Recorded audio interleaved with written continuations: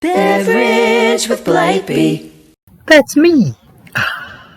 Welcome, lovers of beverage. I'm Blipey, and today's episode is all about a component that many people misunderstand when it comes to using in drinks, and sometimes even what it is at all: whipped cream.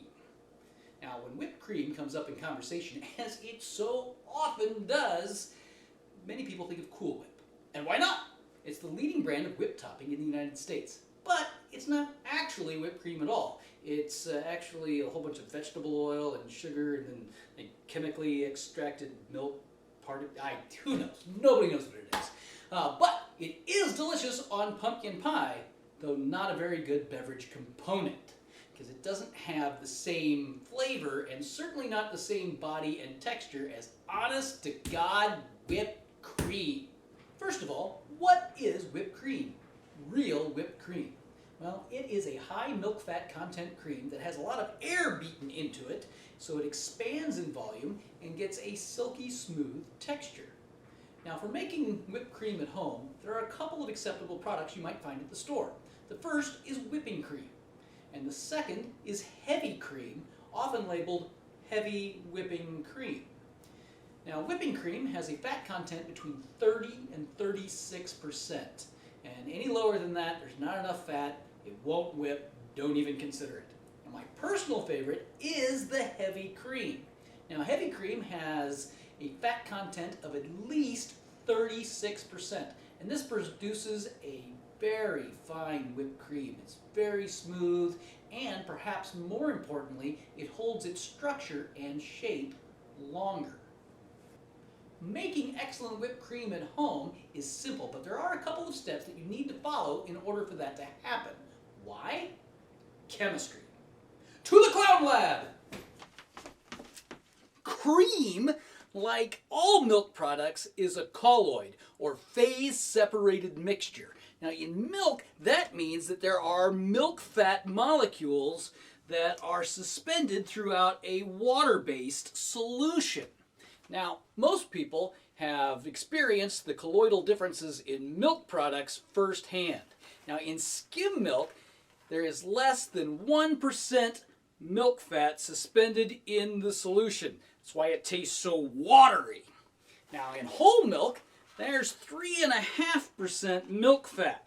So that's why it is a richer texture and mouthfeel and has a lot more flavor. Now, in coffee creamers, they can contain anywhere from 10.5 to 18% milk fat. But even this isn't enough fat to whip into a whipping cream. Remember, heavy whipping cream is upwards of 36% milk fat.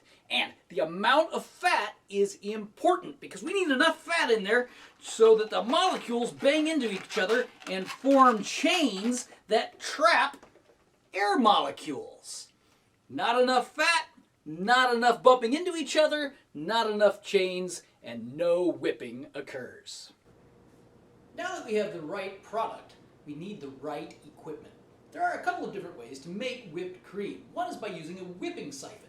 And this is a canister with a compressed gas cartridge attached to it. You can put the cream and any flavorings or sugar into it, put the lid on, you pull the trigger, and the gas is expanded into the contents of the canister and it delivers a great whipped cream through the nozzle. Now, this makes good whipped cream for delivering to desserts and even on a hot chocolate, but it can't make the cream that we need for most cocktails. The only way to make cream we need for things like an Irish coffee is to mechanically whip it. That means we're either going to whip it by hand with a whisk, or we're going to use an electric hand mixer. I mean, you could use a stand mixer, but I wouldn't. It's too easy to stop looking at the stuff in the bowl and wander off, and then you forget about the cream, and then when you do, you have to run back, and it's a disaster. Don't do it. I like to use an electric hand mixer to save time and my forearms. But you can certainly whip up a great cream completely by hand if you prep your equipment correctly. And that just means it has to be cold. Really cold. Really, really cold. Don't get your heavy cream out of the fridge until the minute you're ready to use it. And your stainless or aluminum mixing bowl and whisk attachment should also be really cold. I like to keep mine in the freezer for about 20 minutes prior to whipping.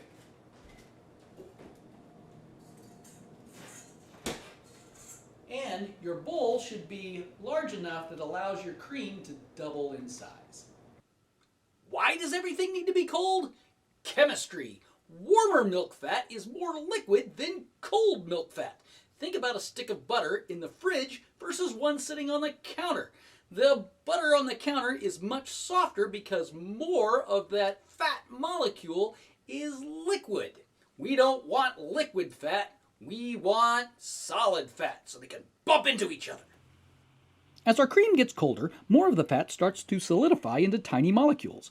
Whipping this cold mixture causes some of those fat molecules to bump into each other. When enough of them bump into each other, they form chains that, when long enough, can trap some of the air bubbles being introduced by the whisk. You'll notice that the chains are made up of individual fat molecules that still retain their own identity.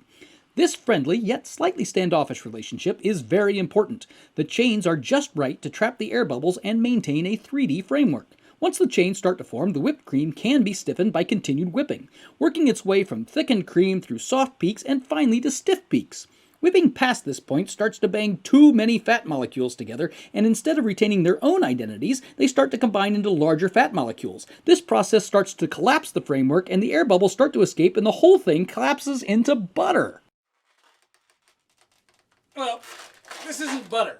It's twisting balloons, but you get the idea.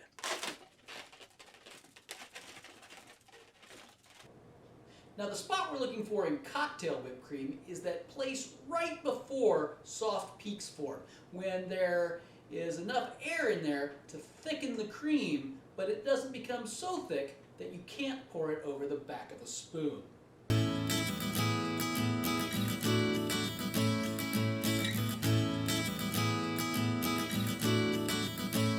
Now you'll notice we haven't added any sugar to this cream. And for cocktail whipped cream, that's all right. We're never going to add any sugar at all.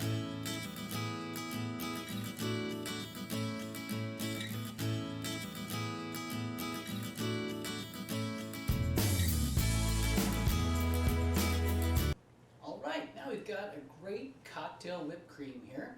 And all you have to do is pour it over our coffee, in this case, with a bar spoon. I'm going to pour it over the back of the bar spoon.